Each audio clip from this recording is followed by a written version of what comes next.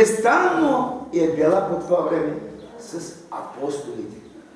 И преди те да тръгнат на обществена проповед, да не би някой да си избере маршрут, казано на съвременния език. Някой, аз ще отида там, пък ти ще отидеш тук.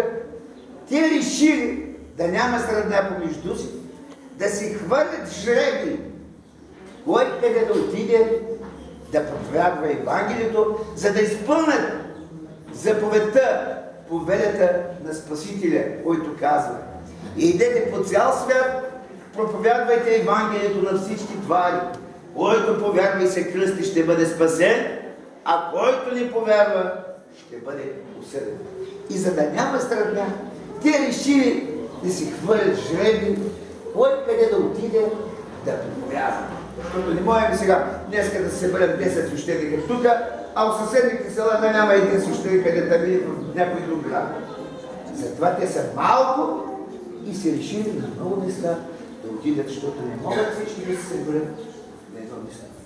Така и Божията майка, Света Дева Мария, решила и тя да хвърли да вземе един жреби, също и тя, като учениците, като апостолите на Спасителя, тя като негова майка да тръгне и тя да проповядва. Падай са и Иверските острови, и остров Кипър, там където по това време вече е бил и епископ, по-късно става епископ, възкресеният Лазар, брата на Марта и Мария, където чухте в днес прочетеното Евангелие, където се говори, когато Господ влязал в едно село и са го приели една жена на име Мария и тя имала сестра Марта. Това са неговите сестри. Марто, казва, ти се грижи за много неща, а Мария избра добрата част. Вие сте днес Мариите, които избрахте добрата част, а Мартината ще я вършите след обед или утре. Да, Света Богородица също е избрала жреби. Но решила апостолите да не бърза веднага да тръгне.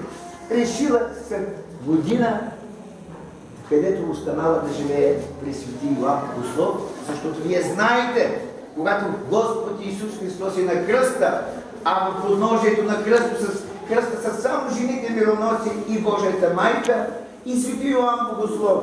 Всички останали бяха избегали. Той се обръща към майка си, казва: жено, ето син ти. В този момент осиновява свети Йоан Богослов на Божията майка. А на него казва: сине, ето майката. Значи в този момент, още от самото разпятие на Спасителя, Божията майка остава да живее в Иерусалим при свети Йоан Богослов, най-младият ученик на Господа нашия Исус Христа. И така тя продължава да живее. Много християни са около нея. Тя проповядва в Иерусалим навсякъде. Славят Бога. И иудеите негодуват от това, защото Божията майка, всички искат да я видят, идват от всички краища, да отидат да й се поклонят, да чуят за Спасителя. Тя става като проповедница, апостолка на своя син и наш Господ. Иудеите искат да убият, но Бог не допуска.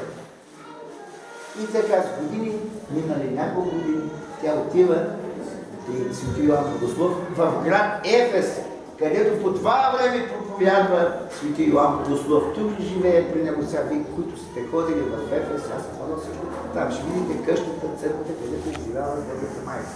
Те са много неща. Тук тя продължава да живее, но след една година решава да изпълни своето обещание и да отиде на остров Кипър. Качвайки се на кораб излиза буря, мъгла, кораба се заблуждава и спира на днешната света гора, полуостров Атон. По това време този полуостров е бил с идолски капища. В момента, когато тя е стъпила, всичко се срутило с страшен земетрус и тя там основава, казва, този остров е мой. И затова и до днес монасите, значи, те имат Божията майка И когато, както светите апостоли, когато вечеряли, обядвали, са отделяли част от хляба на Спасителя, който госта и изяждали след вечеря. Така и до днес в Света гора, в Атон, се отделя на всяка една храна, било закуска, обяд, вечеря, значи дял на Божията майка, този хляб, който се изяжда, също кръвието на мусулманския, като благословение от Божията майка, защото тя е покровителка на кръвослов Атон. И затова до днес там не се допуска женски крак да стъпи. Нито пък женско животно голямо, ете. Значи само дивичи може. Това е да го знаете. И така, тя тук минали години, тя се отново се връща в Иерусалим, посещавана от много хора, от всички краища на земята, които се покланят и тя ги получавала. Но идва момента, когато тя трябва да се отиде от този свят, когато Господ, нейният син, наш Господ Исус Христос, е решил да я повика при себе си. По това време всички апостоли са били пръснати на различни посоки, както чухте. Тя е искала поне за последен път да ги види, да ги настави и да чуе от тях нещо. Помолила се на Бога и в един миг всички се събират пред нейния одър. Всички жалили, държали, че тя се отива, тя предсказала какво и предстои, че ангел Гаврил е донесъл маслиново плодче, с което и предсказва, че тя трябва да се отиде в този свят. Събрали се около Бога, наставлявани от нея, тя така предала Бога душата си. Била е погледна тържествено, с песни, химни, свещи, славословия. Юдеите искали да потушат това литийно шествие. Изпратили войска да ги разгонят, да ги избият. На огнен обръч оградил всички вярващи и всички войници били ослепени и пазени. И така, неповредени, всички погледали Божията майка в градината, Гециманската градина, Гецимани, както да погледаме. Само апостол Тома, както винаги е закъснявал, така той не дошъл да дойде на време. На третия ден пристигнал и когато така е бил отчаян, искал да види Божията майка, те отворили гроба и намерили побивките, плащаницата, в която била обвита, защото така са се погребали. Не с дрехи, а тялото било обвивано в бяло пластано, което се наричало плащаница. То е било сгънато, свито на отделно място, а тялото на Божията майка е било вече възнесено на небето. Но апостолите се съмнявали дали е така. Къде ли е това тяло? И изведнъж чули ангелско пеене и погледнали на небето и виждат Божията майка с много ангели над всички апостоли. Те извикали: помагай ни, Божия майко, затова ние до днес тези думи ги изнасяме към нея. Помогни ни, Божия майко. Затова бъди милостива към нас и ни помогни. Ето тези думи, които са извикали апостолите и до днес, те са останали в нашата църква. Помогни ни за това. И действително, най-силните молитви отправени към Бога са чрез нея, защото тя е най-близката застъпница, подателница, закрилница за всички нас, които я почитаме пред своя небесен неин син и наш Господ. Нека, ето това е историческото събитие на днес чествания празник. Успение или представяне пред Бога. Умиране, казано на прост език. На днешния ден тя се е представила пред Бога, се е принесла от земния, небесния живот. Ето, това е днес историческото събитие.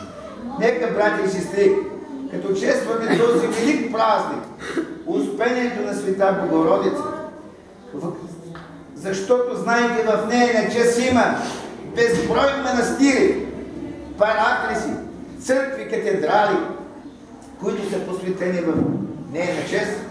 Нека чест нейните молитви, защото тя е майката на цялото земно човечество, което ние почитаме. Значи, нека чест нейните молитви, всички онези, които отправяме молитви към Бога чрез нея, Бог да ни дава здраве, щастие, дългодействие и тя винаги през целия ни живот бъде наша покровителка, закрилница и помощница във всяко едно наше начинание. Нека всички онези, които са отделили време в този хубав, прекрасен ден, както се ги нареках Мариите, оставили са Мартената, т.е. житейските работи, са дошли тук да померят Бога радост. Нека днес, които Бог ги удостоил да носят това хубаво име на Света Богородица Мария, Мариам, да им пожелая на много лета и честит именен ден. Бог да ви благослови, честит ви празник. Амин. Амин. Амин.